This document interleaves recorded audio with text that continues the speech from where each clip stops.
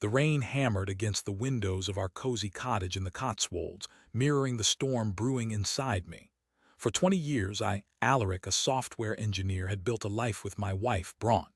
We had two wonderful children, a comfortable home, and what I believed was an unbreakable bond. I was 46 and thought I knew my life. I was wrong. It started subtly. Bronte, always meticulous about her appearance, began spending extra time getting ready in the mornings. New clothes appeared in her wardrobe, designer items I knew we hadn't discussed buying. Her phone, once openly left on the kitchen counter, became her constant companion, its screen always facing down, notifications silenced. I brushed it off as stress from her job as a marketing executive, a demanding role she often complained about. Then came the late nights at the office. A crucial project, she'd explain, her eyes darting away from mine. The team needs me. I'll be home late. I'd make her dinner, leave it in the fridge with a note, and tuck myself into bed, the other side cold and empty. I missed her, but I trusted her implicitly. Trust, it turned out, was my greatest weakness. The first real crack in our facade appeared during our anniversary trip to Edinburgh. We'd planned it for months, a romantic getaway to rekindle our spark. But Bronte seemed distracted, irritable. She spent hours on her phone in the hotel room, claiming she was dealing with urgent work emails. One evening, while she was supposedly on a call with her boss, I decided to surprise her with a bottle of champagne. I found her on the balcony, not talking but whispering into her phone, her voice low and intimate. "I miss you too," she said, a soft smile playing on her lips. "I can't wait to see you again." I froze, the champagne bottle slipping from my grasp and shattering on the stone floor. Bronte whirled around, her face paling as she saw me standing there. "Alaric, what are you doing?" she stammered. "Who were you talking to?" I asked, my voice barely a whisper. It was just a colleague," she said, her eyes wide with panic. "We were discussing the project." "A colleague you miss, a colleague you can't wait to see." My voice rose, the anger starting to bubble to the surface. She tried to deny it, to explain it away, but I saw the truth in her eyes, the truth that shattered my world. That night we barely slept. I tossed and turned, replaying her words in my head, the image of her smiling at someone else burning into my mind. Bronte insisted it was a misunderstanding, a harmless flirtation, but the seed of doubt had been planted and it was growing rapidly. We returned home to the Cotswolds, the tension thick in the air. I tried to act normal, to pretend that everything was fine, but the distance between us was palpable. I started paying closer attention to her movements, her phone calls, her emails. I felt like a detective in my own home, searching for clues to confirm my worst fears. One Saturday morning, while Bronte was out running errands, I decided to do something I never thought I was capable of. I went through her phone. The guilt gnawed at me, but the need to know was overwhelming. I found the messages in a hidden folder disguised as a work app. The messages were explicit, intimate, filled with promises and longing. The sender was listed as Caspian. My heart pounded in my chest as I scrolled through the endless stream of texts, each one a dagger twisting in my gut. "I can't stop thinking about you," one message read. "When can I see you again soon?" Bronte replied. "I miss your touch, your kiss, everything about you." I stumbled back, the phone falling from my trembling hands. The world seemed to spin around me, the walls closing in. It was real. My wife, the woman I loved, the mother of my children, was having an affair. Rage, grief, and disbelief washed over me in waves. I wanted to scream, to break things, to lash out at someone, anyone. But I was paralyzed, frozen in place by the sheer magnitude of the betrayal. Bronte returned home a few hours later, her face flushed, her eyes bright. She walked into the kitchen, smiling. "How was your day, darling?" she asked, as if nothing was wrong. I stared at her, my eyes filled with a mixture of anger and pain. "I know," I said, my voice cold and hard. Her smile faltered, her eyes widening in alarm. "Know what I know about Caspian?" I said, watching her face crumble. "I read your messages." She didn't deny it. She couldn't.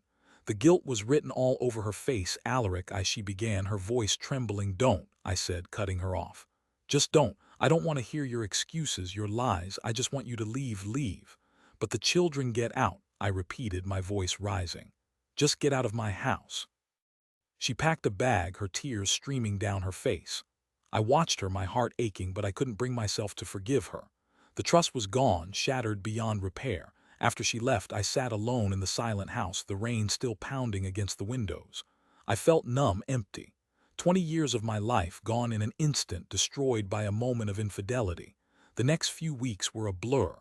I told the children, Lyra and Tristan, what had happened as gently as I could. They were devastated, confused, angry. I tried to be strong for them, to reassure them that everything would be okay, but inside I was falling apart. I hired a solicitor, started divorce proceedings. Bronte moved into a small flat in London, closer to Caspian. I refused to speak to her, communicating only through our lawyers. The hardest part was seeing the children. They missed their mother, but they also felt betrayed by her. They struggled to understand how she could do this to us, to our family. One evening, Lyra, who was 16, came to me, her eyes red and swollen. "Dad, I saw her," she said, her voice trembling. "I saw Mum with him. They were holding hands, laughing. It was like we never existed." I hugged her tightly, my own tears welling up. "I know, sweetheart," I said. "I know, but we'll get through this. We'll be okay." But I didn't know if we would. The pain was constant, a dull ache in my chest. I struggled to sleep, to eat, to focus on my work. I felt like I was living in a nightmare, one I couldn't wake up from. As the divorce progressed, I learned more about Caspian. He was a colleague of Bronte's, a younger man, charming and ambitious. He was also married with 2 young children of his own. The thought of them, of his wife and children, being subjected to the same pain that I was experiencing, filled me with a sense of righteous anger. I decided I couldn't let him get away with it. He needed to face the consequences of his actions. I contacted his wife, Astrid. It was the hardest thing I've ever done. I hated the thought of causing her pain, but I knew she deserved to know the truth. I sent her copies of the messages between Bronte and Caspian, along with photos I had managed to obtain through a private investigator. I didn't hear from her for several days. Then one evening I received an email. It was from Astrid. "Thank you," she wrote. "Thank you for telling me the truth. I had my suspicions, but I didn't want to believe it. Now I know what I have to do." A few weeks later, I saw a news article online. Caspian had been fired from his job. His wife had filed for divorce. His life, like mine, had been turned upside down. I felt a sense of satisfaction, a sense of justice. But it was a hollow victory. It didn't bring back my marriage, it didn't erase the pain, it didn't heal the wounds. The divorce was finalized. Bronte received a substantial settlement, but she lost something far more valuable: her family. The children struggled to forgive her, their relationship strained and distant.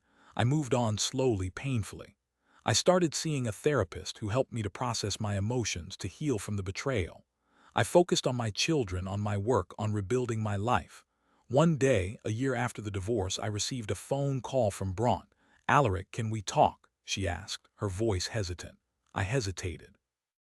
I didn't want to talk to her. I didn't want to relive the pain. But I knew I owed it to myself, to my children, to hear what she had to say. We met at a cafe in town. She looked tired, worn down. The spark that had once lit up her face was gone. "I'm sorry," she said, her eyes filled with tears. "I'm so sorry for everything I did. I ruined everything." "Why?" I asked, my voice barely a whisper. "Why did you do it?" "I don't know," she said, shaking her head. "I was lost. I felt like I was missing something. Caspian made me feel alive, desired, but it was a mistake. A terrible mistake. He left you, didn't he?" I said, watching her face. She nodded, her tears flowing freely. "He moved on to someone else, someone younger, more exciting. I was just a trophy to him." I felt a pang of sympathy for her, but it was fleeting. She had made her choices, and she had to live with the consequences. "I don't expect you to forgive me," she said. "I know I don't deserve it. But I want you to know that I regret everything. I regret hurting you, hurting the children. I'll never forgive myself." I looked at her, my heart filled with a mixture of sadness and anger. "I don't know if I can ever forgive you, Bronte," I said, "but I hope someday you can forgive yourself." I left the cafe, the rain starting to fall again. As I walked home, I realized that I was finally starting to heal. The pain was still there, but it was no longer consuming me.